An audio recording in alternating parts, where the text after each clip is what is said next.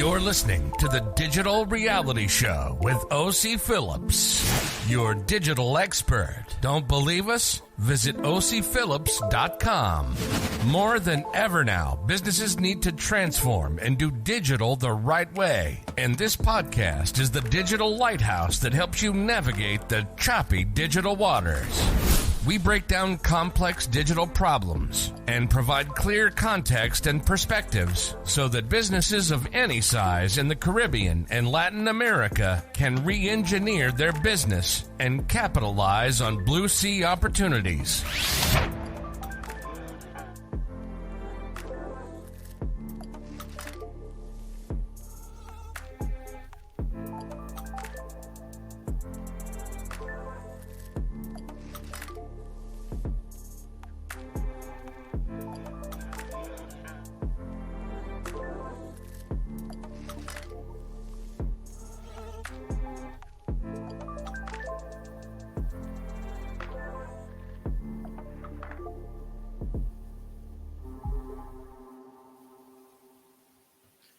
Welcome back. And we're in episode 2 of what we're calling the Digital Reality Show. It's your boy Ocey Phillips. And today we're going to dive into what is a digital transformation roadmap. And I'm going to leave you with 5 steps to help you create your digital transformation roadmap. So you're live on the Digital Reality Show. And let's dive right in, right? So we're going to take you a few steps backwards before we give you the roadmap. You know, the show is all about context and perspectives. And we're going to look at the term digital transformation roadmap. And it's tossed around a lot in enterprise businesses, big businesses, small businesses, medium-sized businesses. But the advice on actually how to help you deploy one don't necessarily need to be complicated. I'm here to make things very simple for you, bring things from a Caribbean context. Because we all know that there's an issue of people just cut and paste things that aren't built for our market or our region. So first, we need you to establish a successful process that would address top-of-mind needs for a unique organizational environment. That could be simple. Just establish what works for you, what needs to be working for you. Do a little bit of competitive analysis, check and see what works for your competitors. You can steal things from your competitors. Larceny is legal in the digital world. Just don't steal IP and copyright, right? But you can steal strategy, you can steal execution. And what this really means, find what works, create a plan, and make it happen. Simple, right? So these are not the first steps into what you do out of the 5. This is just some initial steps or what I call pre-initiatives. So building and acting on a digital transformation roadmap can actually be quite simple. You just need to establish the basics first. And of course, for basics, let me take a few steps back and I'll say, what is digital transformation? And of course, you would hear me use multiple different explanations for this as you move through my podcast. And there's a reason for that. I just want everybody to hear a different type of context or perspective and apply it to what works for them. Because you can only see and accept things based on where you sit. Right? So here I have digital transformation refers to any initiative a company undertakes to introduce new technology in hopes of improving efficiency or value. For some businesses, value falls under your business model. How do you generate value, deliver it to your customers and get paid for it, right? Some people have internal value operation model, meaning how you generate value internally for your internal stakeholders, suppliers, staff, etc., and go up the value chain, meaning how you go further up your value chain or your digital value chain to be able to generate more value and, of course, become more competitive and gain market share, right? So while it might seem like a large goal, companies of all sizes undergo digital transformations all the time. It just looks differently. Some may need more, some may need AI, some may need cloud solutions, some may just need a little bit, something small, right? So digital transformation initiatives could take many forms, right? It might include moving the company's files, documents to the cloud, automating repetitive tasks to free up members' time, or just connecting and integrating, a stack of tools your team already using. Right? That is not all, because digital transformation is not ERP implementation. It's not just about implementing software. It's really about generation of value, and that comes with strategy, change management, and all the other parts of it. So we're just talking about the core part of it here. But building a digital transformation strategy that you would always hear me talking about strategy includes more than just creating accounts for employees in a new tool or app or Slack, or you go to Oracle Cloud or Salesforce. In order for the transition to be smooth and effective, a digital transformation initiative needs a comprehensive plan and a digital transformation roadmap. For starters, it's going to need a lot of things and it's going to change as you go along. So let's dive into what is a digital transformation roadmap. And this explanation says a digital transformation roadmap is a plan that moves the organization from point A using current processes and operational structures and strategies to point B using new digital processes. So you want to be a hybrid business or a digital business. I know you have a different digital strategy for digital interactions, total experience, and a whole sort of digital needs that your new business needs, right? So think of it like taking a trip where you know where you want to go, but you just need to map out how you'll arrive at that destination. And again, one of the key things why digital transformations fail is that people tend to not see what their business should look like as a digital business, right? You can't hit a target that you can't see, right? So your digital transformation roadmaps helps define and manage the initiative. It provides structure to the migration from one tool to the next or one type of process to the next, including everything from technology, people, and process. And you would hear those core three across every single digital transformation. But problem number two that I would highlight in this podcast is a lot of people think that digital transformation, because the word digital, isn't it? It's all about digital. So they run off and they hire project managers and they hire agile and scrum people and they hire IT staff. But nobody looks at the value that we spoke about initially. How do we get that value communicated to the customer? And remember, people buy where perceived value exceeds price. So we're not looking at what the board sits up on a meet every Tuesday and sit and think what the customer need value is to the customer. We're looking at, hey, digital Darwinism, the customer needs are changing based on maybe the type of phone that they have or maybe the platforms that they use. Some people think that, hey, TikTok is immature and it's for the youths. But some people think, hey, I could consume 30 seconds of information that took somebody 4 years to learn. And they combine that in a creative way that makes it very, very easy for consumption. So TikTok is not just for the kids, right? So we need to look at where you're reaching your customers, the segmentation, and how you generate and supply value to your people, right? So right now, we're going to dive into how to create a digital transformation roadmap in 5 steps, right? And I would say without a roadmap, a digital transformation initiative is at risk for more failure. Now, this is not the only reason why a digital transformation can fail, but now I'm just going to give you 5 simple steps, right? First of all, step number 1, gather and analyze your data. So before you make any changes, you need to assess your starting point. As I spoke about, digital readiness assessment or digital maturity assessment. For those of you who need an assessment, head over to oceyphillips.com, right? Head over there and look at my first page. It's not at the top, it's at the bottom, and you can find how a template to use your digital readiness assessment, right? So you need to assess your starting point. What existing processes or systems are working? Are your staff trained adequately? Do you have enough in place for change management? Do you have enough to keep the business ongoing and generate revenue while undergoing this change? What improvements can be made? What specific changes do you need to see from this initiative? Compare and contrast as is, as it's supposed to be, right? Gathering and analyzing data before beginning the digital transformation process gives you a baseline measure to the effectiveness of your initiative. So you're looking at the readiness assessment, you're saying, hey, this is where we are, and this is what we need to improve in every single facet or across the value chain of the business, right? And for example, if you're hoping to undergo a digital transformation initiative, it will increase your team's productivity.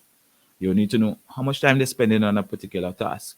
That means for some businesses, you should not measure productivity by time, meaning older business models say, I'm paying you for 8 hours of presence. I'm paying you to be here for 8 hours. But in really and truly, your productivity or the tasks only sum up to 4 hours or 3 hours of that day. But the other 5 hours or 4 hours of the day, you're paying the person to be present because you don't want them to go and do some other job. that they can make extra money. So now we're in the gig economy. When you're doing this productivity assessment, you need to say, is it task based? Do I need this task every day? Or could I hire somebody from freelancer, Upwork, Fiverr to come and just do a gig every Tuesday after the rest of the departments gather the information? This person comes in and you pay them for one task, right? Before implementing new tools and processes. And after the transformation is complete, you can measure and compare the outputs to assess if your initiative was successful. So you need to know what the tasks are, what are the output of the tasks, how those tasks contribute to the entire delivery of value to the customer, or delivery or generation of value internally to go up the value chain. I need to look at what KPIs are very much important to you. Not all are going to be direct revenue related, but some are going to be time related, some are going to be efficiency related further along the value chain, right? So make sure you have the proper data and insights.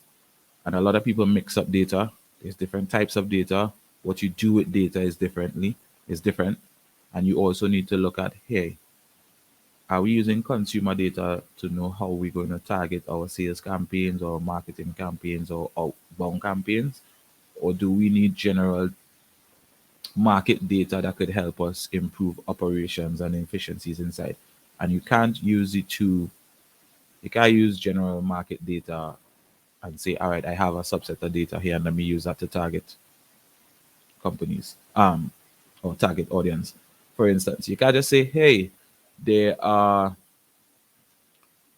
100 and something thousand people of this age here living in Trinidad and Tobago where I am. You can't just say that and say, you know what? Let me use that as a subset to click that as a Facebook demographic when I'm launching an ad for a product, right? You need to use consumer data. You need to use active audience data, see likes, conversions, and what your target audience are actually searching for. So that market research needs to be done on point, right? Right? Make sure you have the proper data and insights necessary to set a stable foundation for the rest of your transformation journey. Fill in the gaps or collect whatever is missing before you get started, and this would help tackle digital transformation or the first step to the roadmap, right? We're looking at now transformation roadmap step number 2. And this step says get buy-in from senior management.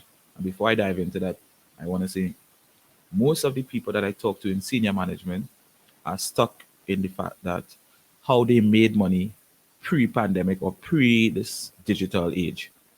So they are saying, hey, I built a business and I set up a location in Port of Spain in a mall where there's existing traffic there. And this is what we need to do because this keeps the lights on, right?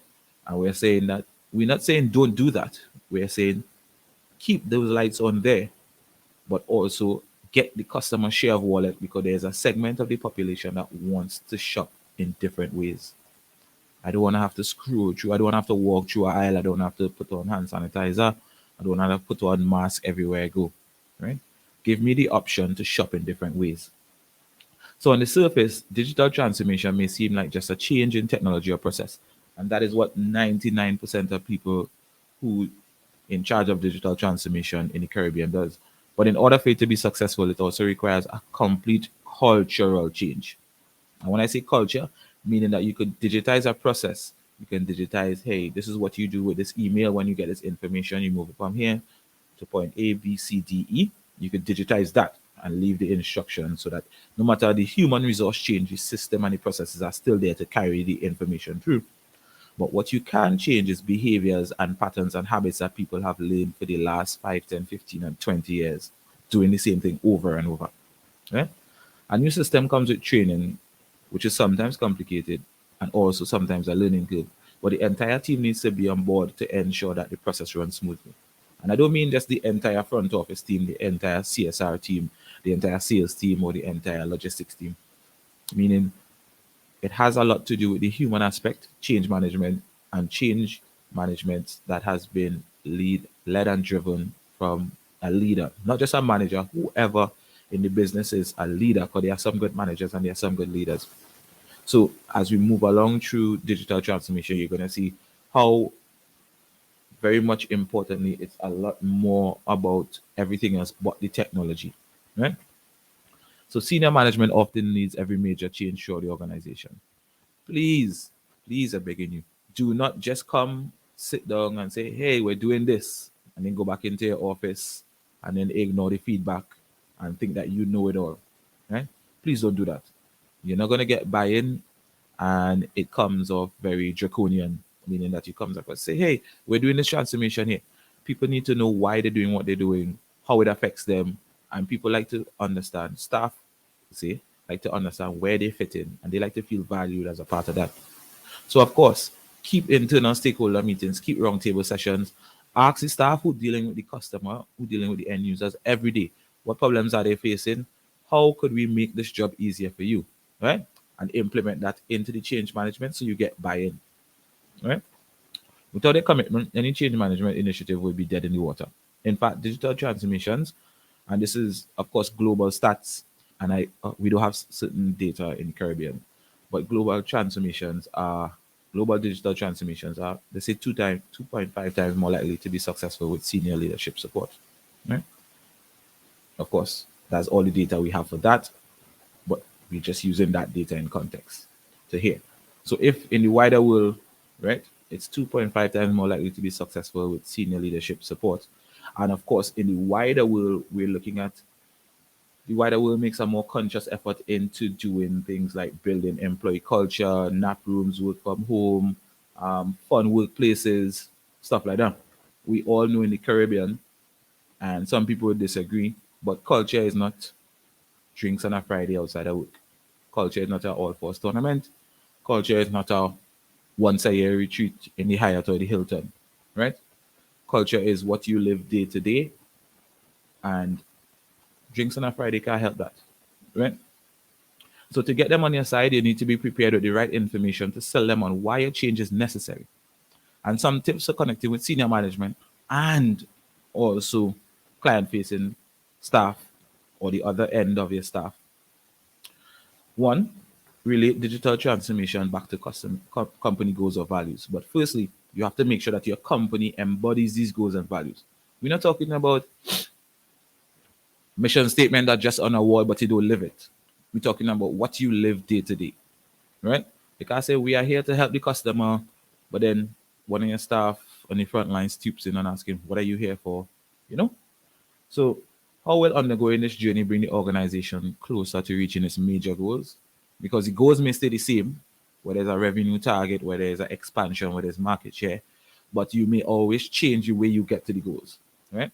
Will making this change help the company better align with its core values? You need to also refine to see if your core values are the same now that the market has changed. And establishing these connections can help senior management understand why digital transformation is important to the company as a whole and vice versa. Establishing these connections could help not only senior management, but end user, CSR, client facing people, the janitor, the cleaner, anybody who touches a client, whether it's in work or outside of the work they're representing, the company slash brand, how these connections could help you understand why you're going to be better. Because when the staff understands, hey, we're implementing a new solution that's going to make customers be able to subscribe easier or make customers be able to pay and get our solutions easier, then they are going to come and talk to their friends, etc., and let them know, hey, we've now implemented this. This works for you. Let us go. Right? So we need to relate digital transformation back to company goals of value, not just for senior leadership, but for also end users, CSRs, and everybody in the company, right?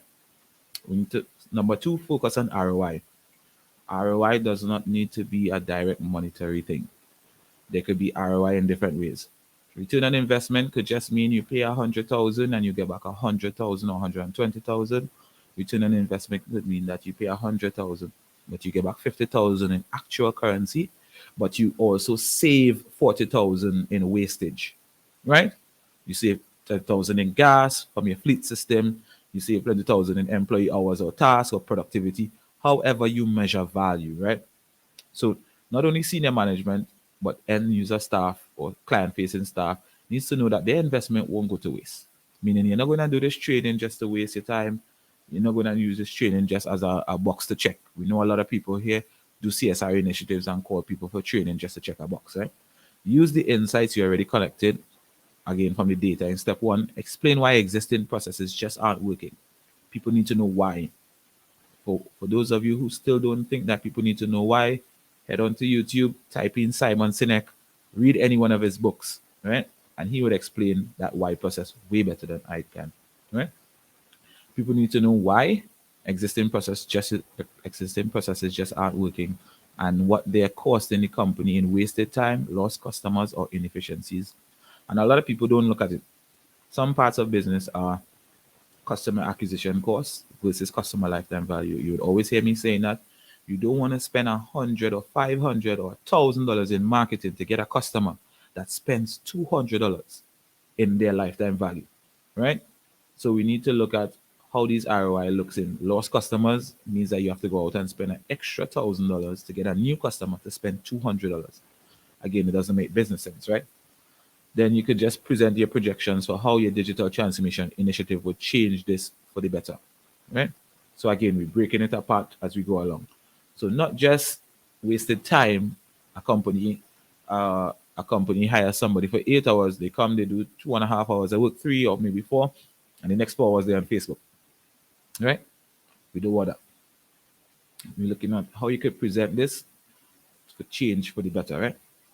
So we're looking at 3, find power in numbers, right? If your team is struggling with the existing processes or technologies, get some of them on board to help present your case to senior management. So not just using multiple senior management people to come and explain something to end user staff or CSRs or client facing staff, but vice versa. Get multiple CSRs who has the same problem, come up to senior management and say, hey, 4 of us in 4 different branches are experiencing the same issue. You log it digitally, that is a data set. You're saying, we gathered this data, this is the problem that clients are having in 4 different areas. This is what we think a solution could be. Are we having the same problem in the other 6 branches or whatever? Right? And then use that, collect that, keep it, information stored digitally, put it down. Remember, there's a saying that says, once you can measure it, you can improve it. Once you put that down, you have a baseline, 4 out of 6 branches. Let's see if it crosses 5, then we know 50% of our branches has an issue, right? And then you take it to senior management and say, hey, do just say, Sandra in Port of Spain branch have an issue. Of course, the CEO is going to say, well, that's maybe Sandra and one client, right? But now as you start to gather data, you could then have a viable cause to come to your management and say, hey, look at what's going on here, right? So get some of them on board to help present your case to either side. And this can help senior management or end user clients or customer facing clients understand the impact and the importance of what we call making a change, right? 4, we're looking at personalizing your presentation, right? Don't just come and generalize it and say, hey, everybody has this issue. No, personalize it, saying, think about the role and responsibilities of each people you need in there to pitch your idea. What facts, features will be most important and appealing to them? And then by customizing your presentation for each member of management, you need to get buy-in from it, hit the most important touch points, and build a stronger case.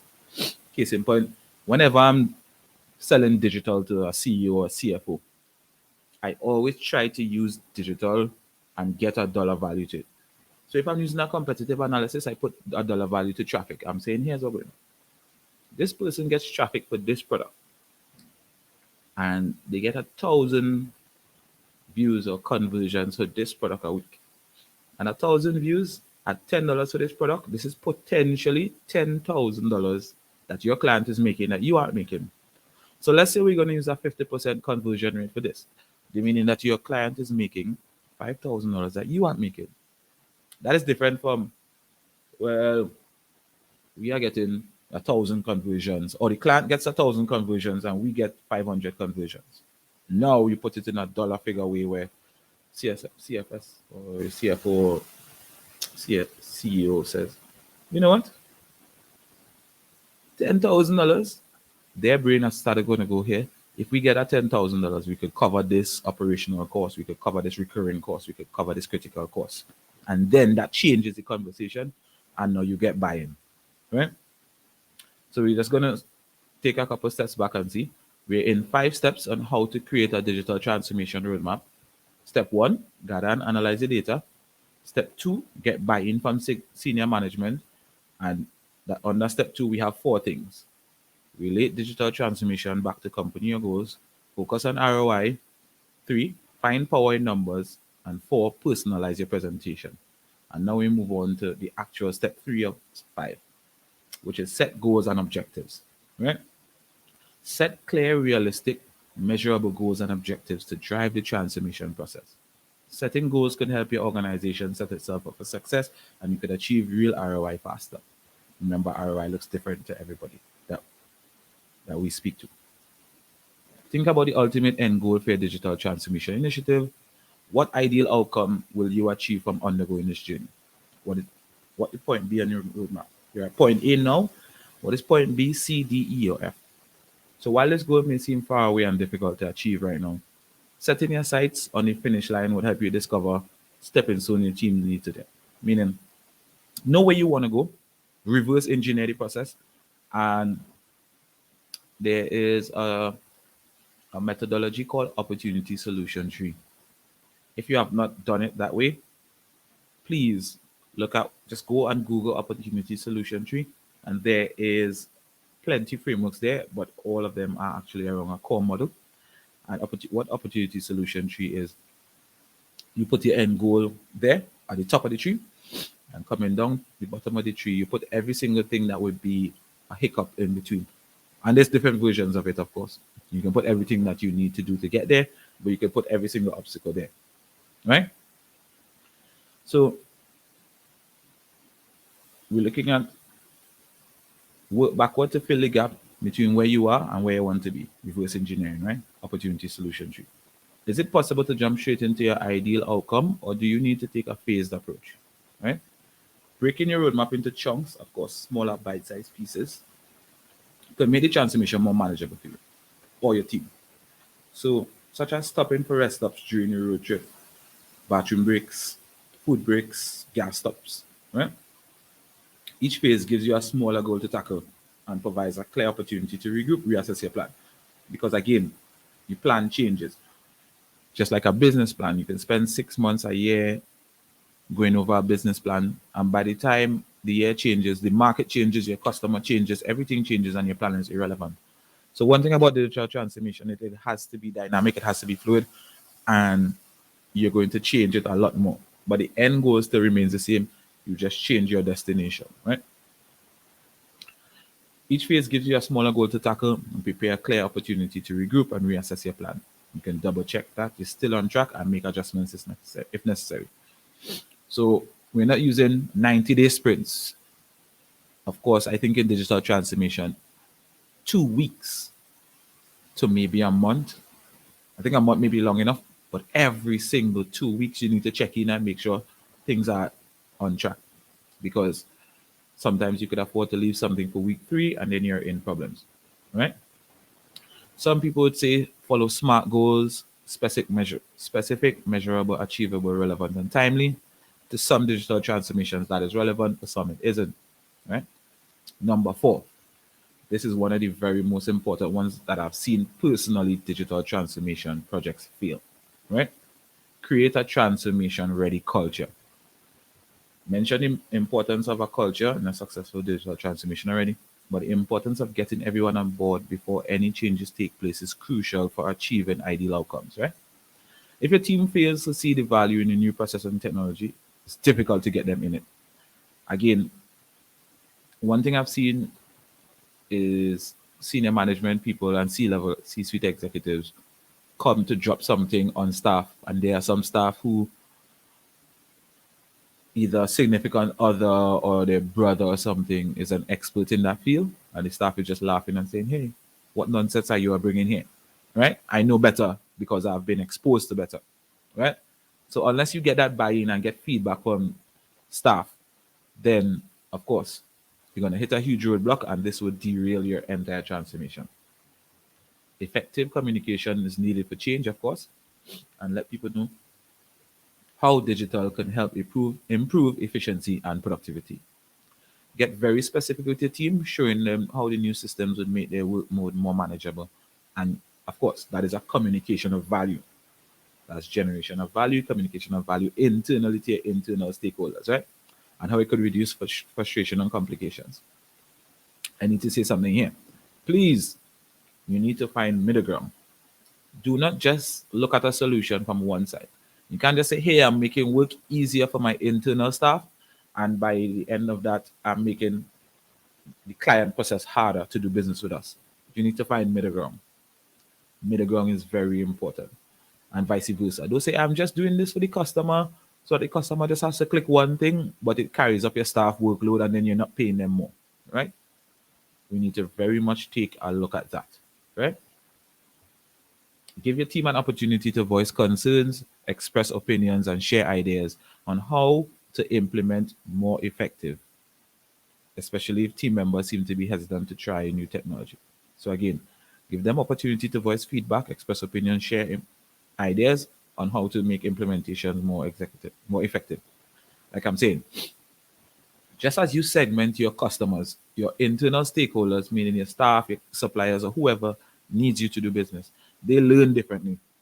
So the same way you may have to put out video content, blog content, a podcast, um, some sort of Facebook post, ads, and different types of things, you may also need to split the information in that way for your internal staff. Don't just bring in a consultant, have them in a proper suit and tie with a laser, click, click, click, click, click, and then after 2 days they forget everything. Don't do that, right? You need to also understand your internal stakeholders and deliver value in a way they interpret value, right? Take time to answer questions or address issues before they become unmanageable, and look for opportunities to get your team involved in the transformation process. Pick one person from each department or two from each department to be a part of your digital transformation team. Also put them as champions to also train the trainer, train other staff, right? When they're involved in the process, they feel less resistant to the changes ahead and they feel like they get more buy-in. Whether it is you're looking to create as a business, here's what I would do.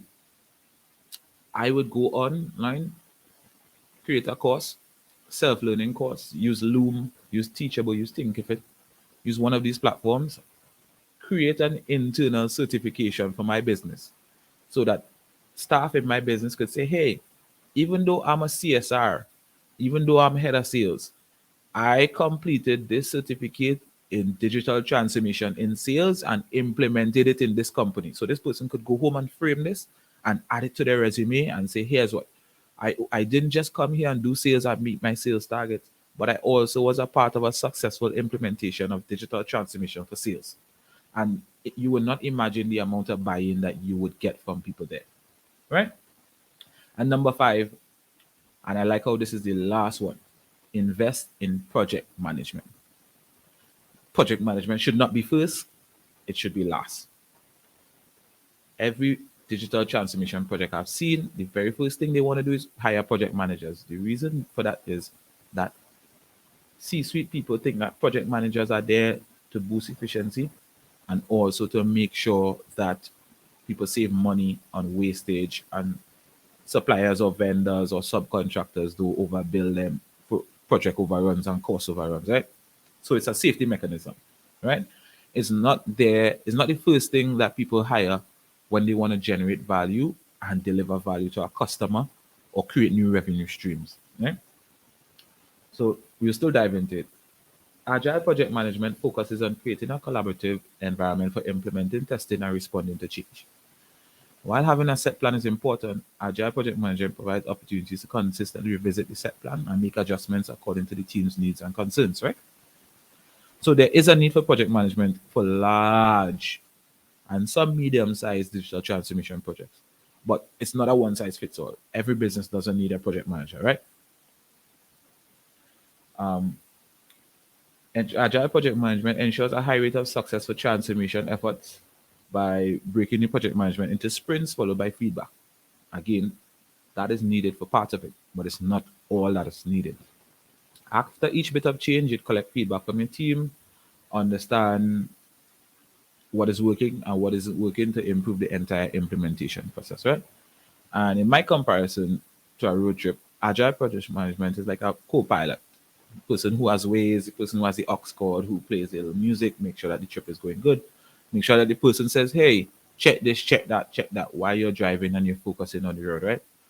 And they're ready to adjust the roadmap to accommodate detours, anticipated rest stops, and request some other riders in the car.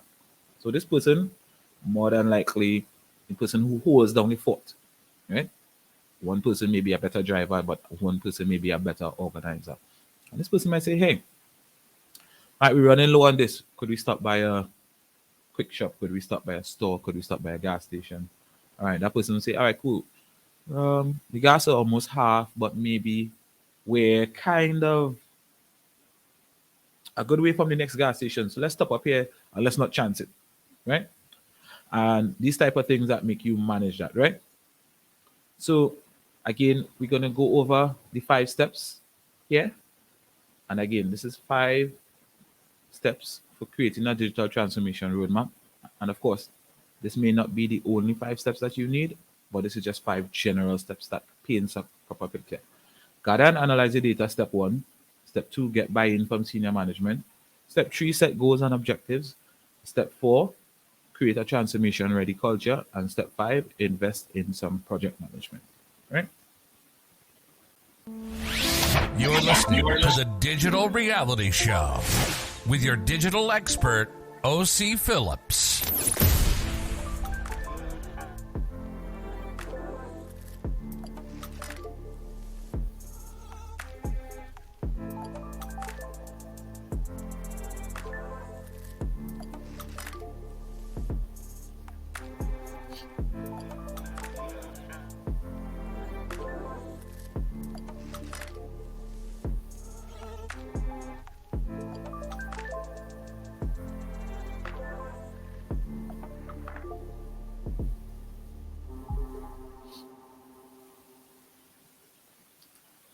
And we're going to dive into 3 tips for successfully deploying your digital transformation roadmap, right?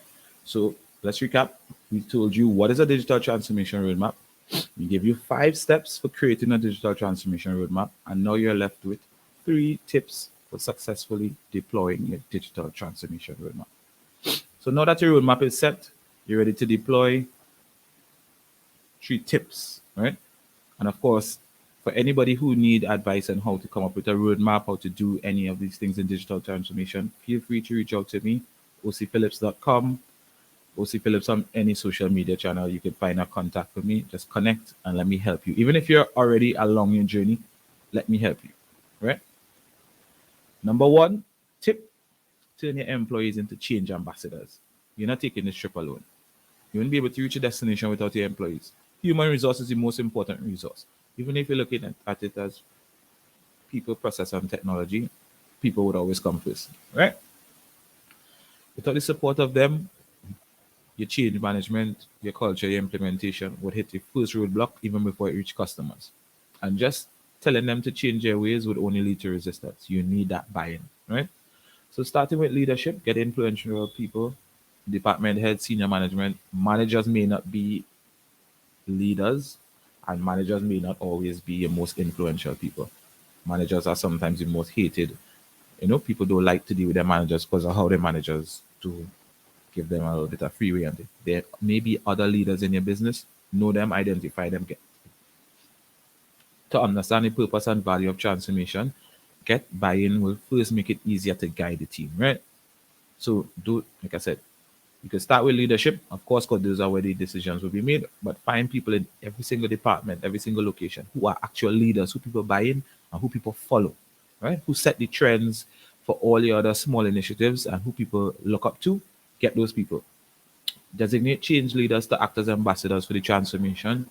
And these should be trusted, respected members of the organization, like I said, right? That can easily communicate the benefits to upcoming changes to the rest of the company. But don't force them on how to communicate that changes, right? That's like you're hiring an influencer and you're telling the influencer, do it this way. No, let them use their natural ways that they get buy-in from to get the point across, right? And then clearly define your communication strategy to ensure consistency as each ambassador connects with teams across the organization.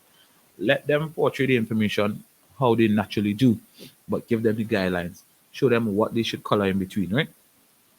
Prepare them content, talking points, and statistics to back up the claims. and provide them with resources that they could answer questions with confidence. But let them do it in a way they are comfortable. So it's like you're hiring internal influencers to get buy-in. Right? Number two, second tip, set a fast transformation pace and share early wins. Right? When I say fast transformation pace, fail fast, get the information, get the feedback on why you fail, get the buy-in, get that information fast so you can make a change and you can get back on the road, right? Once you have your senior team on board and your leaders from each department or each one of your leaders that you identify, time to hit the gas. First few months of your transformation, probably, I think is one of the most important, because if your readiness assessment is wrong, every input into that is wrong, and the further you go without identifying these kinks, trust me, it's horrible, right?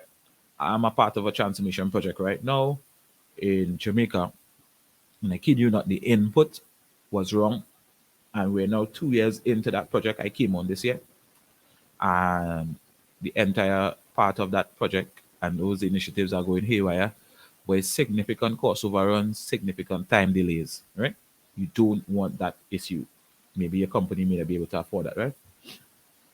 Celebrating wins is a great way to maintain enthusiasm and morale, right? But don't allow early achievements to make it complacent. Don't think, hey, because I win one, I win two, that's always going to be okay, right? To keep the momentum going, reinvest those results and add more value to your transformation. Meaning, look at the results that you get initially and say, here's what I got these results here now. Let me look at how could I take that into a way to generate not just more revenue, but generate more employee buy-in. Maybe I could bring in a customer at this point, one trusted, long-lasting customer, and ask them for feedback on how we are looking or how what we've implemented so far have affected them positively or negatively, right? So we look at that. You could even tie it back to early adopters, right back to laggards, and you could segment your internal staff. For that, you could segment a part of your population that you would use. So general feedback and assessment or surveys, you could do that, right? And they will become advocates for transformation, right? You may just keep your early adopters for advocates, but there is certain data that you can get from each segment, right, back to laggards, that would be valuable. And they could bring more team members on board, they could work with late adopters, they could identify knowledge gaps, right? So it's all about segmentation and how you use people to bring in a wider group of people to get feedback and make sure that the change management aspect of it really hits the spot, right? And once you hit the road, you need to keep the transformation moving.